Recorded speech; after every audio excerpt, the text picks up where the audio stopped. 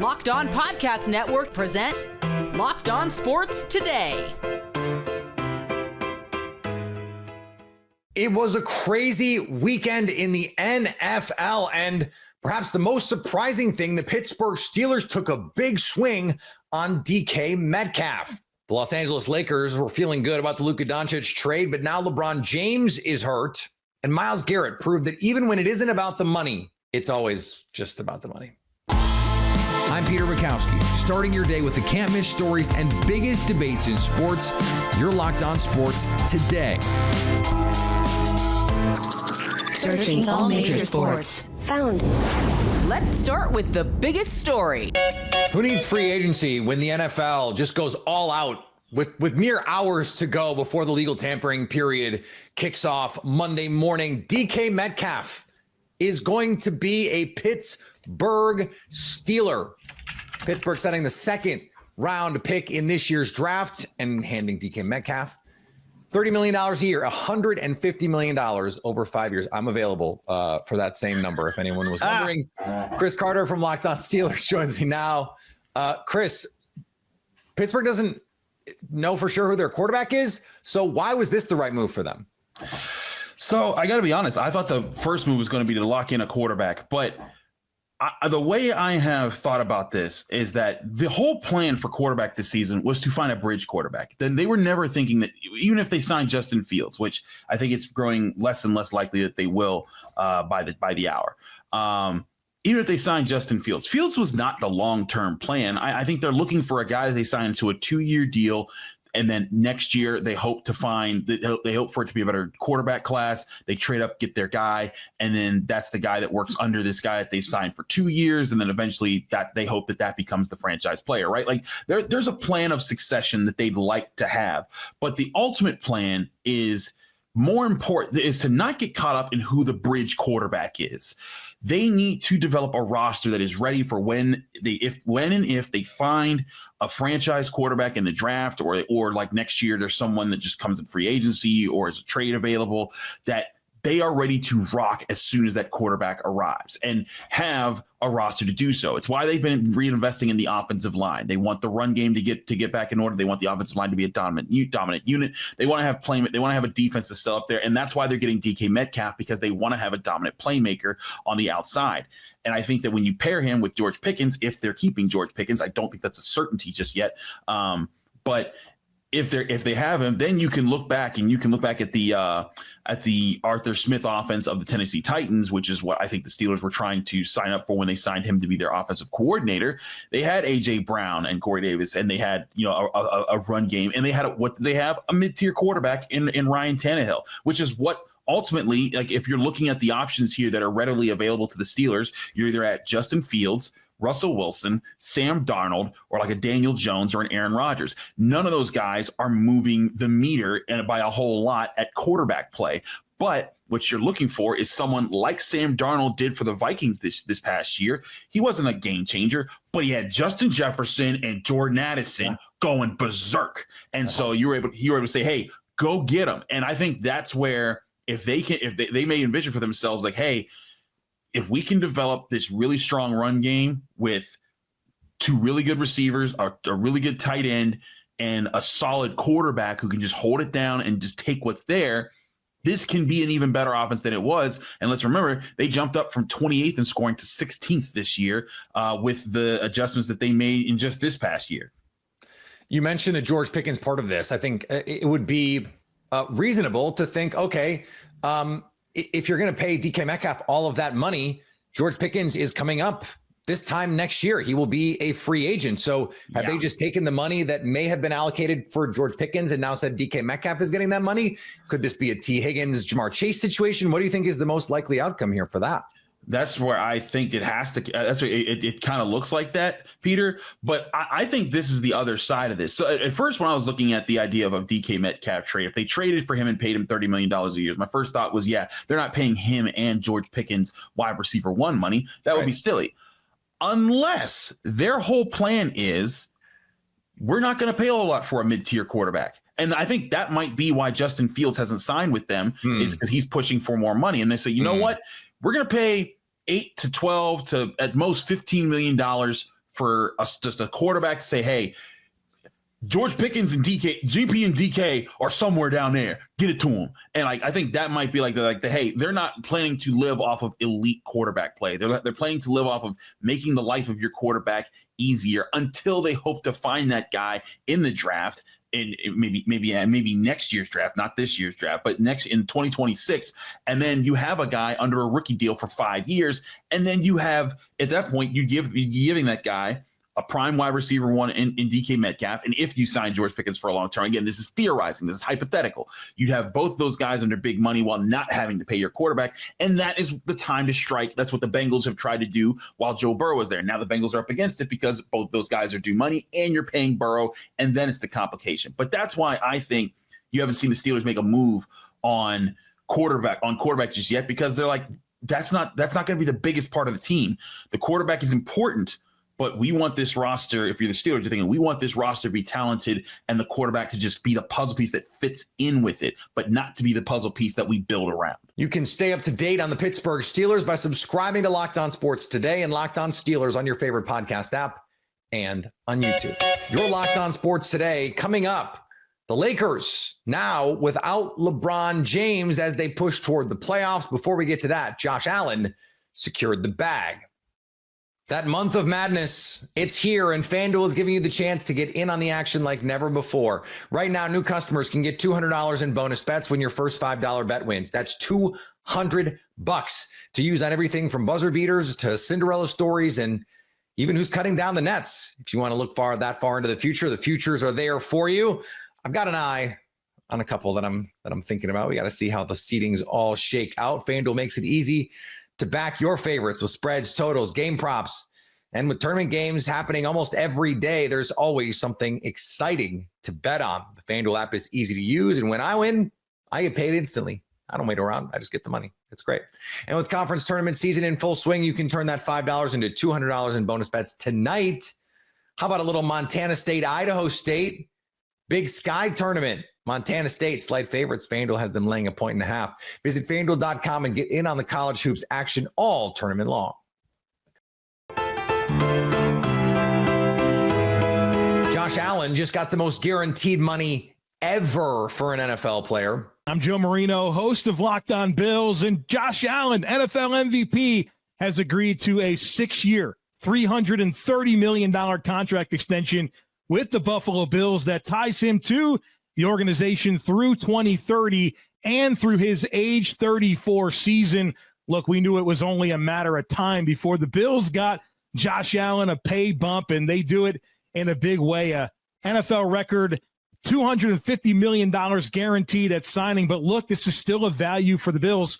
While Josh Allen is worth every penny, he comes in at $55 million per season, second highest paid quarterback in the NFL behind Dak Prescott, tied with Joe Burrow, Jordan Love, and Trevor Lawrence. And check this out. At 19.7% of cap at signing, Allen is the 13th highest paid quarterback in the NFL. This is a heck of a value for the Buffalo Bills, tying in Josh Allen for the long term. It's crazy that Davante Adams going to the Rams isn't even the biggest receiver move of the day. And we got some breaking news, Ramley. The Los Angeles Rams are signing the 3-time All-Pro wide receiver Davante Adams to a 2-year, $46 million deal with $26 million guaranteed. And the Rams get that premier top-end elite wide receiver they've been looking for the last couple of seasons. There were talks that they were interested in adding Mike Evans last offseason, that they were interested in trading up for Rome Odunze. The Rams have been looking for a top-level wide receiver to pair with Puka Nacua.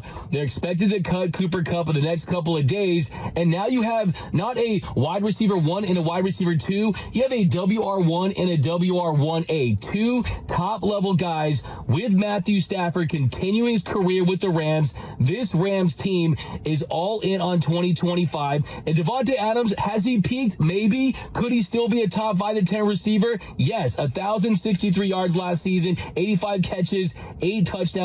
The Rams get their guy. Davante Adams is a Los Angeles Ram. And on the hardwood, yeah, they're still playing basketball. The Suns officially pushed the Mavericks under 500. And the tank rolls on for the Dallas Mavericks. They lose this game to the Phoenix Suns. Now the Suns own the tiebreaker between them and the Mavs. So the Mavs' chances at getting in the play-in tournament or staying in the play-in tournament at this point are looking really, really slim, even though the injuries are kind of the big story for the Mavericks. Dwight Powell and Kessler Edwards bonked heads like Looney Tunes characters and had to leave the game. Kessler Edwards ended up coming back. Brandon Williams, who has been a great two-way guy off the bench for the Dallas Mavericks and started this game at 31 points in the last game, he left with hamstring tightness. And so the Mavericks were down to 6 healthy players at one point, and then Kessler Edwards ended up coming back in the game. But the Mavs are now kind of looking at the next game tomorrow against San Antonio to see if they even have enough players to play, because we don't know who's going to be healthy and who's not. The story of this one for the Mavericks, though, Najee Marshall, incredible game for him. 34 points, 9 boards, 10 assists. He was absolutely awesome. Outplayed Devin Booker and Kevin Durant. Klay Thompson, 21 points in the second half on just 10 shots. Great bounce back half for him, but the Mavs down bad injury-wise. The LA Lakers were riding pretty high off the acquisition of Luka Doncic. LeBron James has been rejuvenated for the better part of the last 2 months. And then, as can happen, LeBron got hurt and is going to miss 1 to 2 weeks. The reporting is his injury is going to be measured in weeks, not days. We will see what that means. With about 20 games left on the slate here, Andy Kamenetsky from Locked On Lakers joins me now.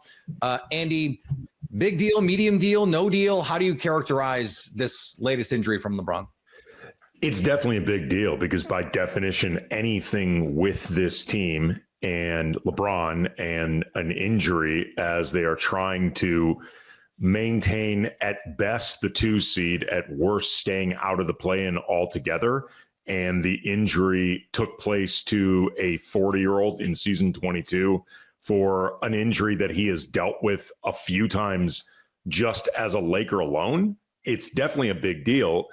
It's too early to say whether or not it's a disaster. And that's ultimately what the Lakers are hoping for. Just the idea that even if LeBron misses 1, 2, 3-ish weeks, it's not something that keeps him out so long that he could miss the majority of the regular season, or it leaks into the playoffs, or it just becomes something where the Lakers don't have an opportunity to really get everybody back on the same page when the playoffs eventually begin. It's also coming at a time where health is becoming an issue for the Lakers in general. So there's never a good time for a LeBron injury, but the timing now is specifically even worse. Well, and we're talking about a soft tissue injury. It's a groin injury. And so those things, you have to be careful with them. They can linger, especially with as explosive as LeBron has looked of late. Like this is something that needs to be monitored here. Now, that being said, Luka Doncic, not unfamiliar territory here for, hey, let's just play Luka and the Lakerettes. All due respect to Kyrie Irving, but Luka is used to that, and they played plenty of games without Kyrie Irving. So that's why they brought in Luka. Yeah, absolutely. I mean, there's a reason that 2 supernova superstars is better than 1 supernova superstar. And these are the times exactly where you want Luka to be able to really take things over, to be able to guide the Lakers through, hopefully just 2 to 3 weeks max without LeBron. Fingers crossed, maybe it's even less. The problem with that, though, is Luka is dealing with back soreness of his own. It was clearly bothering him throughout Saturday's loss to Boston. He is listed as questionable for Monday's game against Brooklyn. How questionable that is, in terms of injury tag and just covering your bases, plausible deniability if you did have to sit versus no, really, this is a thing. And this is a difficult road trip that the Lakers are on right now. 4-game road trip is Boston, Brooklyn, then Milwaukee, Denver, and a back-to-back. And the second end of a back-to-back in Denver is about as bad as you could ask for. Yeah, so that's a scheduled loss. Well, it's a scheduled scheduled loss may be too strong, but it's definitely a scheduled. This sucks. But what I do think the Lakers need to, I do think that they need to be very cautious with Luka right now, even if it meant sitting him for Brooklyn, like the one game that you had slated as we're going to win this one. Big picture, you don't want to exacerbate this with Luka and potentially even make it worse. So even if you had to toss away this game or risk tossing it where it becomes, I guess, Austin Reeves and the Revettes, they will not have Rui Hachimura. They won't have Dorian Finney-Smith, and Jackson Hayes is questionable as well. So with that many folks missing, it might be a good night to sit Luka anyway, just because you might be too shorthanded even for Brooklyn. And if you believe that won't be the case because it's Brooklyn, again, let Reeves and the Revettes handle it. You can stay up to date all year on the LA Lakers by subscribing to Locked On Sports Today and Locked On Lakers on your favorite podcast app and on YouTube. Coming up in professional sports, as with life, even when you say it's not about the money, it is usually about the money, or at least it becomes about the money. Myles Garrett wanted out until he stayed. As Locked On Browns host Spencer German points out, this wasn't about the money until the Browns made it about the money. Everybody has a price. Being the highest paid non-quarterback in football is a pretty nice thing to say for Myles. It's a pretty nice feather in his cap in terms of his career. And he's now sets the market for like these top tier players that aren't quarterbacks in terms of what they are worth to their teams. So I do think that's interesting to know and interesting to have that on his resume and be able to say that. At the end of the day, like, listen, money does tend to resolve these things in the NFL, and I think that's important to note. But I do think in his heart of hearts, like, this wasn't about the money when Myles started this conversation. Listen, we followed the conversation. Each and every single one of you followed the conversation. You saw how this played out. You saw him put out the public statement. You saw him go show up at Radio Row and make the stops with Rich Eisen and others and talk about why he was doing this and how it was about winning. He was very adamant that this was not about the money. And even as recently as last week at the NFL Combine, you had the report about how his representation has told the Browns, we don't want to negotiate a contract extension. What it sounds like happened, and I know Mary Kay Cabot of Cleveland.com reported this, based off the conversations with Myles' agent, it sounds like he basically said, you know what, I'm going to change my mind here. I'm going to pivot. I'm happy to stay in Cleveland, especially if that's what they're going to be willing to give me. And so in some respects, I guess that does mean money eventually talks and money eventually convinces everybody to do things that maybe they don't want to do. But it does just sound like he had a change of heart is the way that his agent even put it. So listen, I can respect the fact that things change. But I still believe in my heart of hearts that when he started this adventure and he started the trade request from the beginning, that he planned on seeing it through to a point where he didn't want to play in Cleveland anymore. And it wasn't about the money. But again, things change. That's life. That's life in the NFL. That's life anyway. You know that old saying, money can't buy happiness? I don't know, $40 million a year can buy a lot. And you can deal with a lot for $40 million a year to be the highest paid non-quarterback ever. In fact, quarterbacks weren't even making Myles Garrett money until just a few years ago. That's the level of bag this dude just cleared.